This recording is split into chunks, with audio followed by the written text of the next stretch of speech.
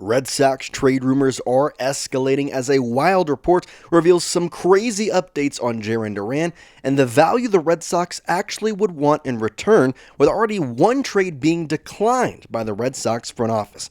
We'll tell you about that trade and what to expect on Jarren Duran in this MLB trade deadline right here on Red Sox Digest. Welcome in, everybody. I'm Jace Andrews. I appreciate you joining us. And before we get going, if you think the Red Sox are going to make a major trade this upcoming trade deadline, then hit that subscribe button because we are currently a little bit away from 4,500. And with the trade deadline coming up, you're going to want to subscribe today because we're going to be pumping out a lot of reports. And when a trade does happen, we're going to get it out to you first here on Red Sox Digest.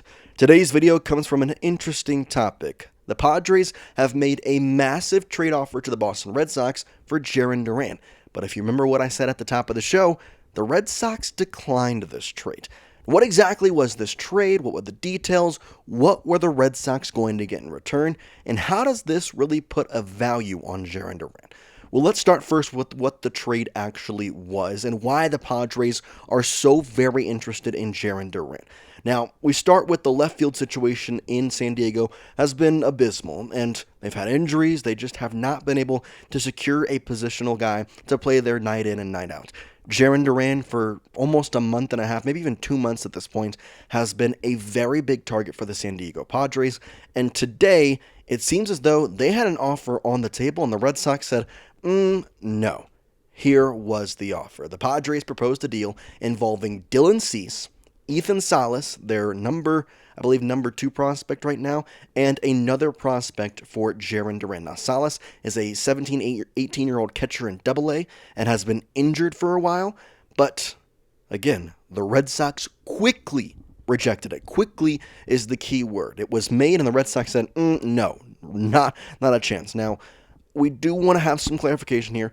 We do not know who officially the other prospect was in this deal, but Sean McAdam did clarify that the unnamed prospect was not the Padres' number 1 guy and number 3 MLB prospect, Rafael Devers, their upcoming shortstop, end quote. So, we know that the Padres have offered us a package of Dylan Cease, Ethan Salas, their number 2 prospect, number 3 maybe, either way, top 3 prospect in the Padres system, and some other prospect that was not their number 1 and Rafael Devers. And the Red Sox not only just declined it, but Sean McAdam made it very clear this was a quick decision for the Red Sox front office saying, no, we're not going to accept that trade offer. In fact, we're not even going to consider it. And it's an interesting one because the Red Sox actually have been interested in Dylan Cease in a little bit. Sean McAdam, we go to his report of Mass Live, said, quote, similarly, the Red Sox have signaled interest in Dylan Cease, who would be a rental.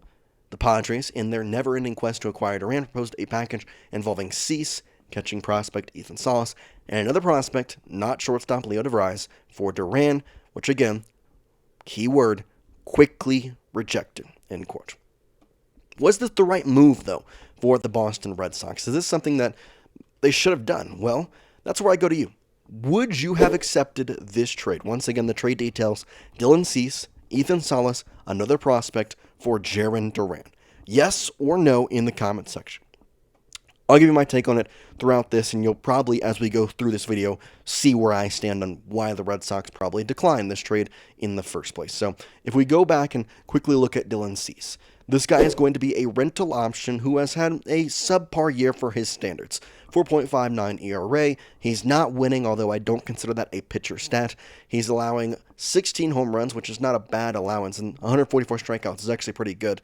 But the ERA, the whip, it isn't what we would want, and what the Red Sox are expecting in return when you talk about Jarren Duran. Now, he wasn't the only guy that you're going to look at, but he's probably the top package for a Red Sox team who is trying to be a contender this season. Now, what about catching? We've heard the Red Sox are interested in a couple of catching guys, which we'll have a video out on that very soon as well. Interesting name popped up in that aspect. But Ethan Salas, a catcher, young, and in the Padres organization, he's been injured since April, I believe. He has been hurt for a while, and he's had 32 at-bats in Double-A this season, and he has a 188 average.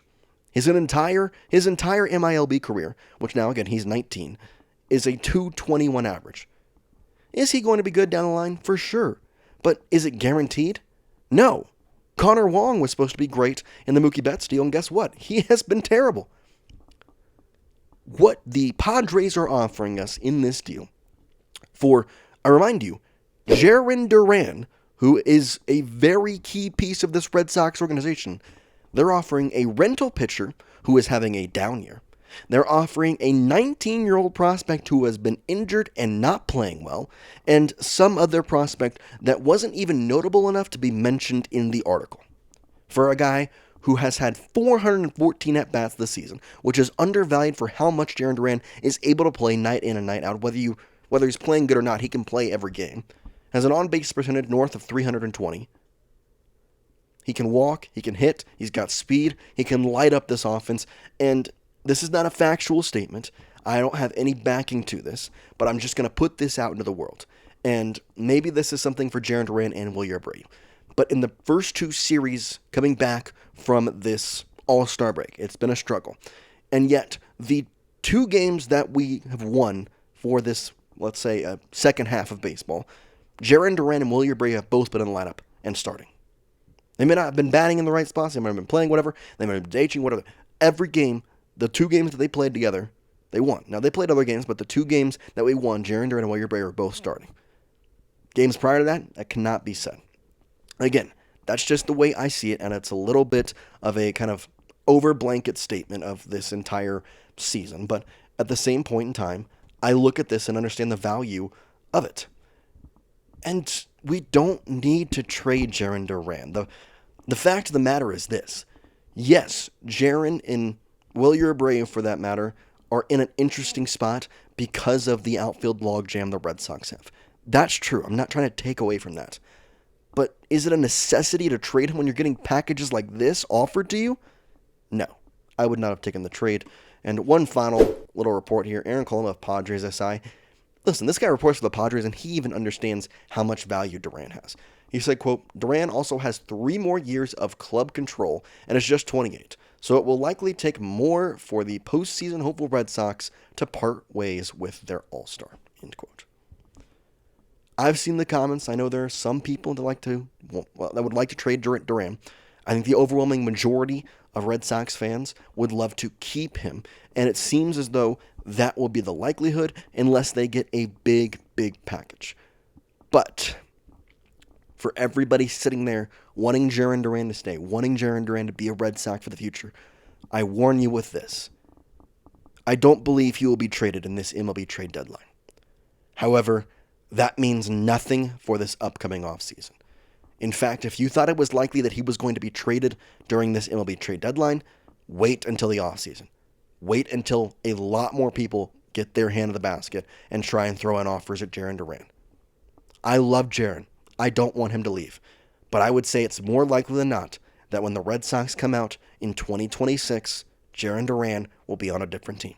And that sucks to say, but it's just the nature of what it is. And especially if the Red Sox choose to not move the password Yon Hingston Garcia, the outfield logjam is just going to get worse and worse. So, in that manner, Wilyer Brady has more years of control than Jarren Duran and has more power. And it seems as though the Red Sox would rather have an outfield of Roman, Cedon, and Wilyer than having Jarren in there. We know they don't value Jarren as much as we do, as us as fans probably do, but it's probably going to be the end of the line for the end of the season. But that doesn't mean he's going to get traded here at the MLB trade deadline, and I certainly hope he does it because he is an invaluable piece to this team. And I will say this last final thing. Jarren Duran, if he is traded and he goes to a San Diego team or a California team at all, I'm going to be happy for him. I'm going to root for him because he's a guy that has been nothing but great to the Red Sox organization, and he is a Cali guy. So having him go back to his home state, I'd be happy to watch him. And I will say I would love to have it be on an NL team so I can avoid the pain of having to watch the Red Sox play him multiple times a year.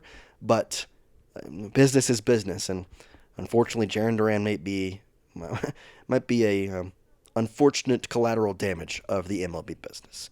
That's all we got for you today here on Red Sox Digest. Once again, let me know your thoughts in the comment section. I'll show you the trade one more time here, and then kind of let you go and put in the comment section, would you have accepted this trade? Here it is. The Padres proposed the deal. Dylan Cease, Ethan Salas, and another prospect for Jarren Duran. Final time, ask me, or rather answer that question in the comment section. Yes or no, would you have made that trade? And for now, we're going to see you next time here on Red Sox Digest. Lots of stuff coming your way. We've got bunches of videos already locked up and ready to go, so make sure you hit that subscribe button. We'll see you next time here on Red Sox Digest, everybody. Peace out.